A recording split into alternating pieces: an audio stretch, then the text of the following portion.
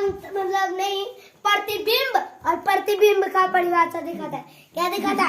प्रतिबिंब और प्रतिबिंब का परिभाषा। तो आज हम देखेंगे प्रतिबिंब और प्रतिबिंब के प्रकार और उनके परिभाषा भी। तो आज हम देखेंगे समतल दर्पण से आखिरकार प्रतिबिंब हम बनाए तो बनाए कैसे, वो देखिए। ये हम समतल दर्पण यहाँ पे पाएंगे। यहाँ पे एक कांच था, अब इसको रंग दिया है तो ये समतल दर्पण हो गया। अब यहाँ पे एक हम ले लिए, मान लिए हम यहाँ पे एक बल्ब बार दिए। क्या कर दिए? बल्ब बार दिए। अब यहाँ से एक प्रकाश की किरण कुछ इस प्रकार से हम लेंगे। थोड़ी तेजी हो गई।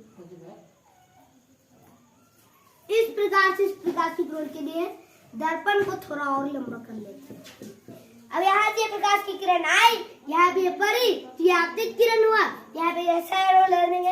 अब यहाँ पे इस बिंदु को मोटा कर देंगे क्योंकि ये खास बिंदु है। अब यहाँ से ये परावर्तित होने से पहले यहाँ से कभी लंब खींचनी है। अब इतना डिग्री का कोण बना के इसको परावर्तित कर दो। अब ये परावर्तित भी हो गया।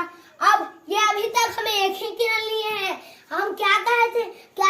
लेकिन एक चीज नोट करके हमेशा रखना है, समतल दर्पण से मतलब कोई भी दर्पण से हम प्रतिबिंब बनाए तो उसमें दो किरण की आवश्यकता है।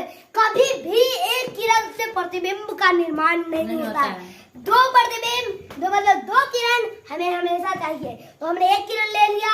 अब एक किरण को हम यहाँ से लंबवत लेते हैं। अब बताओ लंबवत किरण का परावर्तन होगा या नहीं होगा?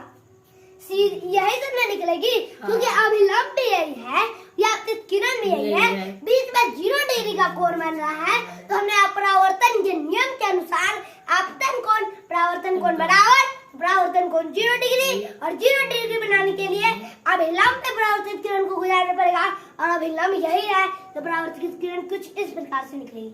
अब बताओ किरण कुछ इस प्रकार से जा रही है। एक किरण कुछ इस प्रकार से जा रही है। क्या किसी को भी लग रहा है क्या ये एक ही है कि इधर जा रहा है, एक इधर जा रहा है?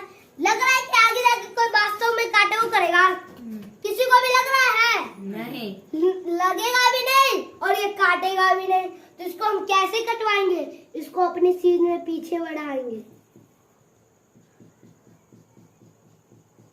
यहाँ पे कटा ना। हाँ। तो इस बिंदु स्रोत का प्रतिबिंब कहाँ बन गया? यहाँ। कहाँ बना?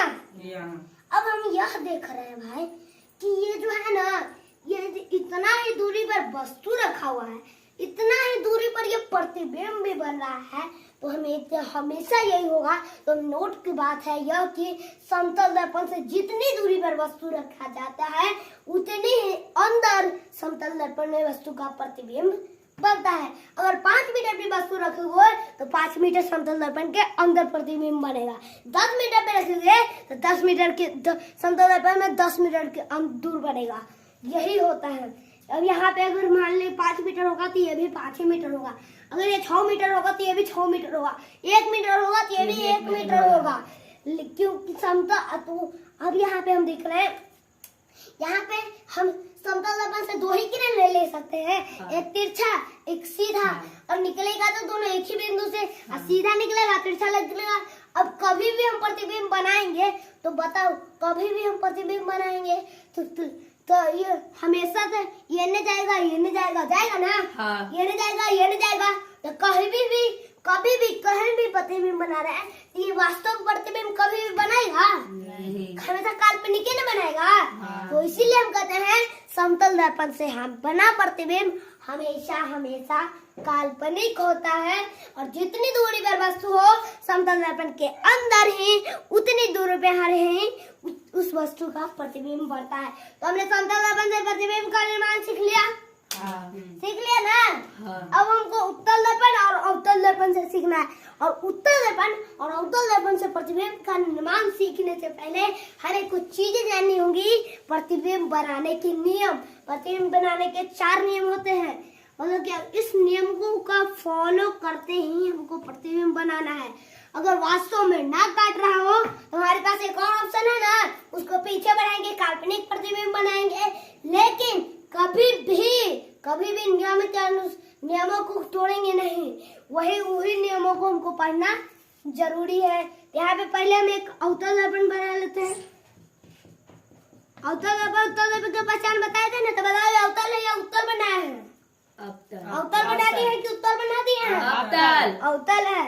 अब यहाँ पे उसके नियम जानने से भी पहले, जैसे हम परावर्तन के नियम जानने से पहले कुछ चीजें की जरूरत पड़ी थी ना, उसको पढ़ना जरूरी पड़ा था ना, तो इसमें भी कुछ चीजें आवश्यक है पढ़ने के लिए।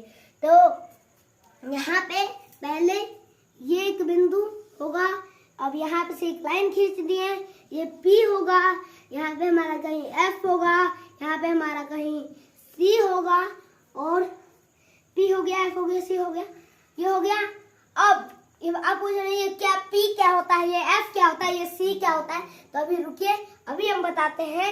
लेकिन शायद वीडियो ज़्यादा लॉन्ग हो रहा है, तो हम इसको अभी नहीं बता पाएंगे, अगले वीडियो में हम इसको बता देंगे। तब तक के लिए धन्यवाद, जय हिंद।